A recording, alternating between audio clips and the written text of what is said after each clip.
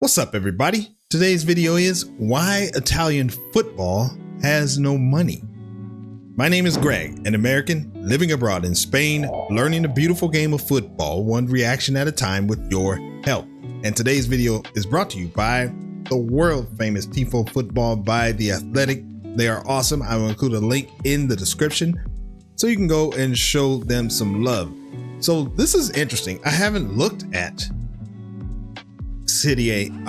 That's how you say it. Serie A. I haven't looked at them at all, really. So this is kind of my first, I believe, this is my first exposure to them.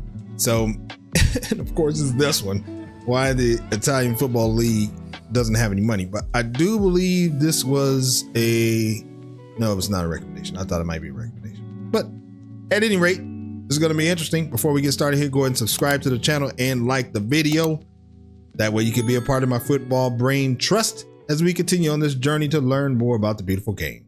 Let's go. While English Premier League clubs were spending their way through January 2023, committing to an outlay of over 800 million euros, in Italy it was a very different story. Combined, Serie A clubs spent just 33 million euros on new players in the winter transfer window, which amounts to just over half of what Bournemouth spent alone. And they are hardly a financial powerhouse. So what's the problem in Italy? Why can't anyone spend any money? That is a good question. The nightly I mean, I think it's kind of hilarious. Oh, okay. I thought that kit, is that called a jersey? I thought it had like rips in it, but maybe it's just the design, or is it supposed to be like they can't afford nice kits? And any money.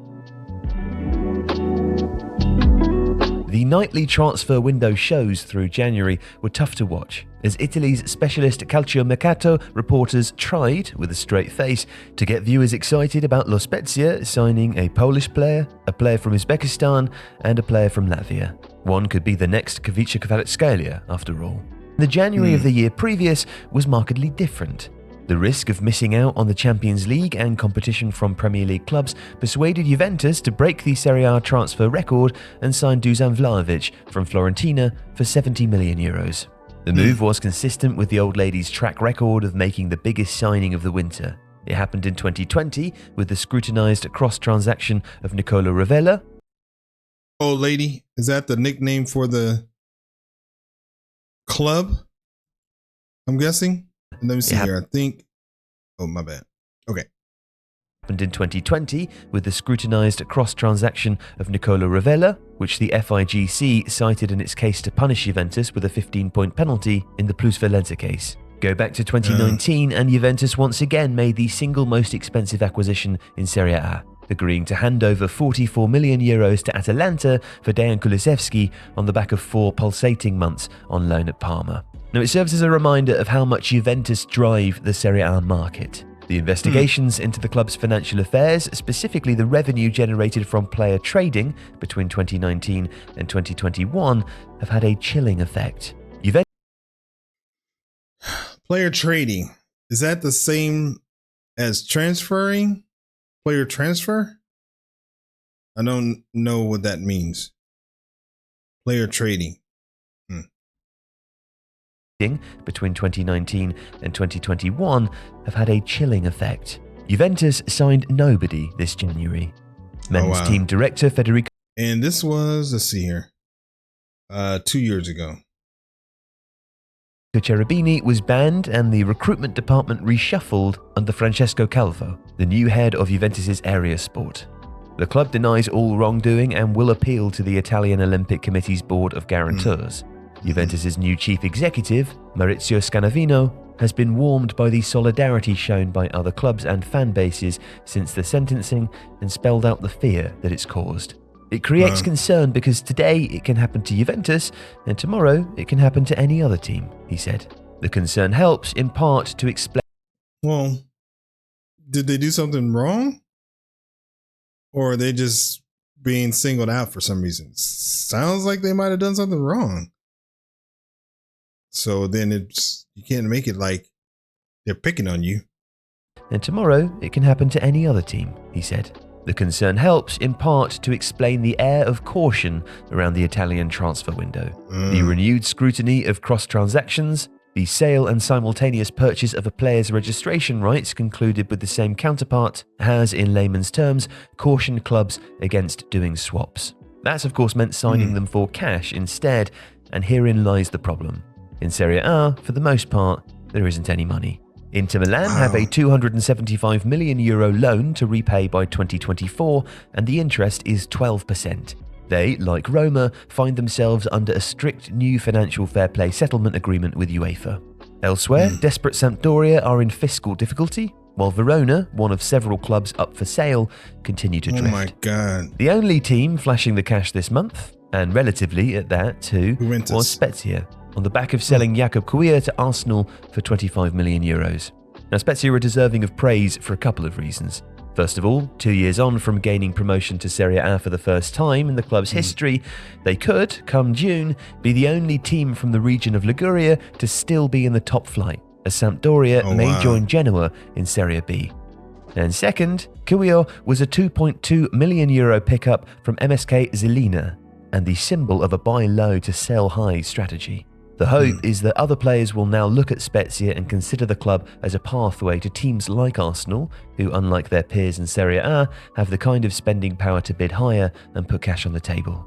But that specific deal also illustrates how dependent teams in Italy continue to be on player trading in the absence of revenue growth in other areas. January 2023 was a window defined by players. Dang, let me see what player trading is. That might be important for me to know. Take a look here. All right. Player trading in football refers to the buying, selling, and exchanging of players between clubs, usually involving a transfer fee, loan deal, or sometimes player swaps. It's a key part of how clubs build their squads and manage their finances. Okay. So it sounds like it's essentially the transfers that happens. Is that right? All right. Leaving or coming close to leaving. Take Weston McKennie to Leeds and Hamad Traore to Bournemouth, for example. And then there's the case of Milan Skriniar, who was in talks to join PSG this window after already agreeing to a free transfer to the Parc des Princes in the summer.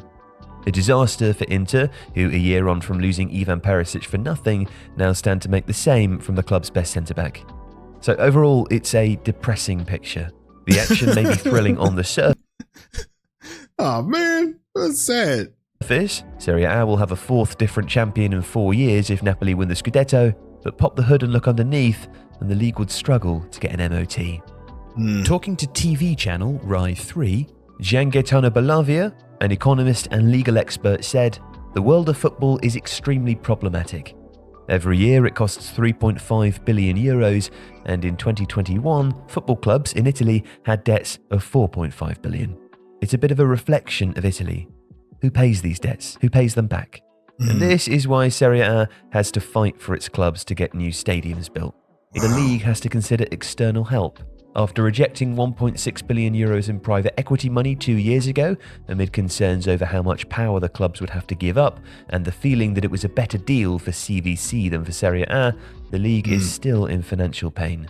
In early February 2023, it was reported that JP Morgan, the Super League's banker, had written to the league to express interest in offering between €700 million and €1 billion in bank financing to support the development of Serie A's media business. Wow. US investors in Italian clubs have long considered the league's international rights to be undervalued.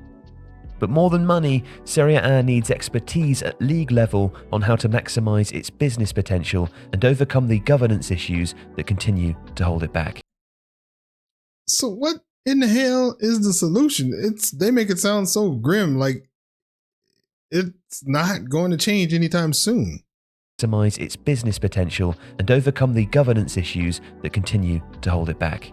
Until then, it will struggle to invest in its teams and retain its best players. Nobody wants windows like the one of January 2023 to become the norm. If you like this video, please consider subscribing to the channel. Well, that wasn't very promising. I mean, dang. Sounds like they're going to be messed up for a while. Anybody out there Serie A fans? I don't hear too many Serie A fans out there. So this is a good video though.